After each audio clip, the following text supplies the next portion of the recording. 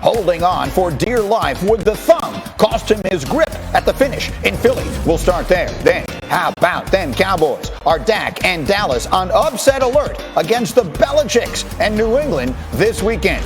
And, the drama in San Francisco, where entire season came down to just one swing. All that and more as we get up with you starting right now. It's a Football Friday, and we got a packed house. Delighted that you've gotten up with us, and Sacho's ready to go. Graziano's breaking stories. Nico's going to hit somebody by the end of the day, and Ryan Clark will jump in a moment as well as we begin with the beginning of Week 6 last night of the NFL season. Brady and the Buccaneers in Philadelphia taking on Jalen Hurts, making his 10th career start. Opening drive, Sacho, Brady looking comfortable. O.J. Howard in the end zone. Yes, O.J. Howard had 6 catches. He's rejuvenated. He's healthy. He's looking great. But that's a question. The Eagles had an answer, at least early, Nico, in the form of Hurts to Ertz for the short score. Hurts to Ertz, the easiest throw in football, the flat route. 5-yard touchdown, so we're tied at 7. Next drive, less than a minute to go. You can't give Brady time.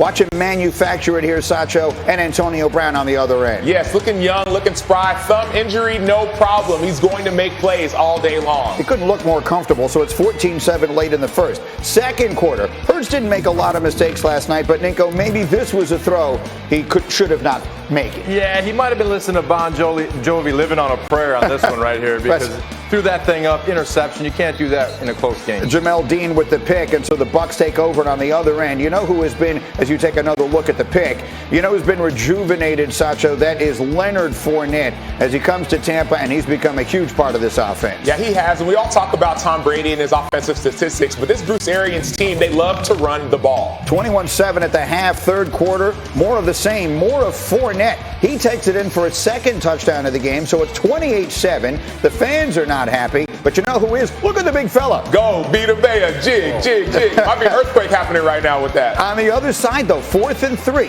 Hurts not giving up, going to take it in himself for the score, so now it's 28-14, and the fans like it, including noted Eagles fan Mike Trout taking in the ball game. Bucs then turn it over on downs. Eagles with a 2nd and goal, and it's Hurts. Sacho going to take it in himself. Yeah, taking it in, showing bravery, courage, getting in the end zone, getting his team back in the game. They get the 2, so it's 28-22, ensuing drive for the Bucs. Controversy. This is Fournette. Jannard Avery is going to be called for taunting after making this tackle. Ninko, what do we think of the call? Terrible call. I can't believe they call it at this part of the game. It's football. Put flags on them then. What do you think, Sacho? You see, he the rules are the rules. The rules are the rules. I hate it, but you got to play by it. One way or another, the rule is the rule, and it's 15 yards and a new set of downs, and Brady would use that, and he would use this. Antonio Brown to put the game away. They'd never give it back. Brady, 297 yards passing and 2 touchdowns.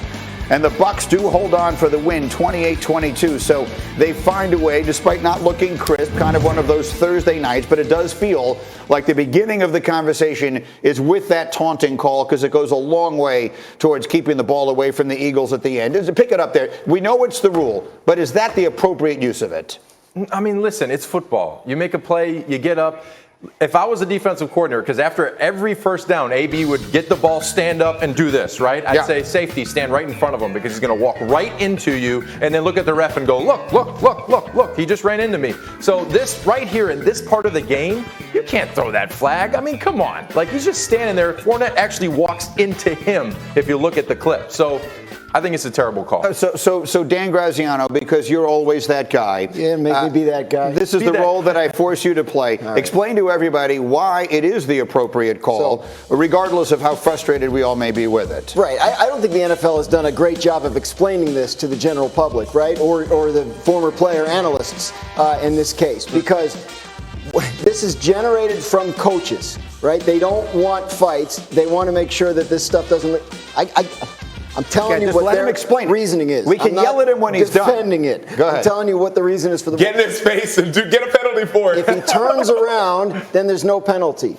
Right, but I think he said something, because Fournette looks at the ref and he goes like, "Ooh, did you hear that?" Right. Like so I don't know. I mean, if he said something, but I mean, are we really? I hear you, and I understand it's not your rule, but I'm taking it out on you because you're the one who's playing the role of having to defend it. Do we really want to be in a place where we're throwing 15-yard flags for something someone said on a field in the fourth quarter of a one-score game? Sacho, is that what we want? Of course it's not what we want, but I remember a few years ago, 2017 or 18, they changed the rules on how you hit a quarterback and where you hit a quarterback. Before the season started, our coach, Vic Fangio, would always show this film of quarterbacks getting hit. Oh, you want to be a quarterback in the NFL, make all these millions. Watch how hard, watch how much it hurts. But then the rules changed. We had to change the way that we moved and hit towards quarterbacks. Strike zone, midsection. We hated it, but you had to adjust in order not to hurt your team. Everyone in the NFL, a majority of players, hate this rule, but you have to adjust in order to keep your team from causing a penalty. I'll bet changing the way you hit a quarterback was a lot harder than like, oh, you know what, I'm just going to turn around and celebrate with my teammate instead of in front of this other guy.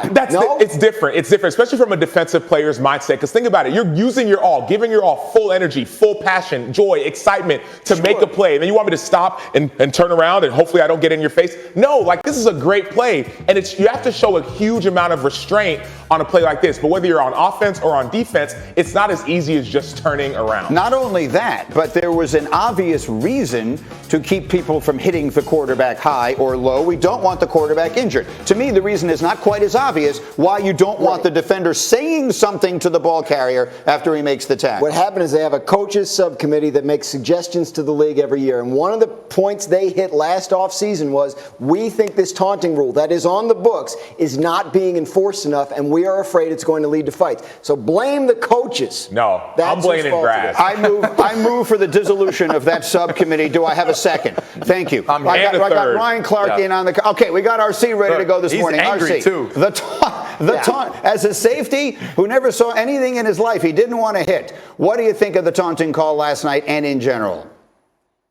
Man, that junk trash, man. And that's my expert opinion. I'm not going to come on and be as eloquent as Sacho. Definitely not going to read you Rule 1468-74 from the back of the NFL playbook or the back of the NFL officials book like Graz will. But it's a trash rule that you can't say anything, that you can't look at a player, that even a guy like Leonard Fournette, who I know very well and who is extremely tough, can look to the referee and be like, oh, ref, he told me something.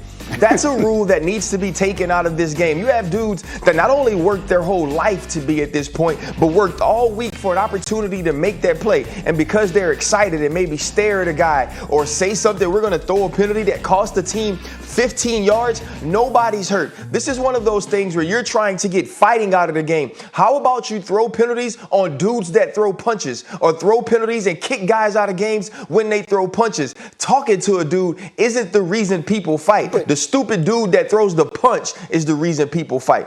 Right, and it was a couple of years ago, Leonard Fournette was thrown out of a game and suspended for the next game for throwing a punch. Right. The point, and again, I'm trying to get you in the minds of the people who made the rule and want it enforced, which is the coaches. They don't want that to happen, and they feel like they can. And their minds are stupid. Quick final word from Nico, because I want to get to the game itself. The sport is aggressive. You want to be aggressive as a defender, you make a big play, you might have to say something. Right. It's just the game. Okay, fair enough. So that is a moment in what was otherwise a reasonably interesting game in which the Buccaneers opened up the big lead. As you saw, Eagles came almost all the way back. And you made a very interesting statement about a gentleman wearing the number 12 in that game in our meeting this morning. Yeah, I didn't do all the research on this, but I'm thinking to myself, is Tom Brady the greatest free agent signing of all time? Because when you think about what's changed in Tampa Bay, right, since he got there, they were obviously a good roster, but they had gone 7-9. You bring in Tom Brady, he changed the way they think about themselves. He convinced them to bring in players like Leonard Fournette and Antonio Brown that no other team wanted for various reasons because of the situation had gone bad in previous stops. The situation with those guys is going great in Tampa Bay. Like everything about this organization feels different since he got there, and I don't know that you can put a price on that kind of impact. And include with that how well he's playing. He's playing at an MVP level. So it's what he's done on the field, it's what he's done off the field. RC, the phrase that is commonly used these days is force multiplier. And if you're going to look for a definition of it, you might as well just have a picture of Tom Brady. Well, absolutely. But you look at what Tom Brady's doing now. He's starting an entirely new Hall of Fame career with what he's done in changing the culture, with what he's done on the football field, and the way that he's elevating the players around him. You think last night it wasn't all about Mike Evans. We didn't see a lot of Chris Godwin. Obviously, Rob Gronkowski was out, but we get over 120 total yards for Leonard Fournette for the third straight game. He's turned Leonard Fournette, who only ran the football at LSU, who the only time the ball would reach him in the air was when Les Miles ran that stupid halfback pitch dive thing he did in Death Valley, and now he's basically a scat back. He's one of the best pass-catching running backs in the NFL. O.J. Howard coming back last night. 9 catches for Antonio Brown. Tom Brady understands winning. Tom Brady understands making people around him feel like they have an opportunity to win. And Mike Evans said it last year when he walked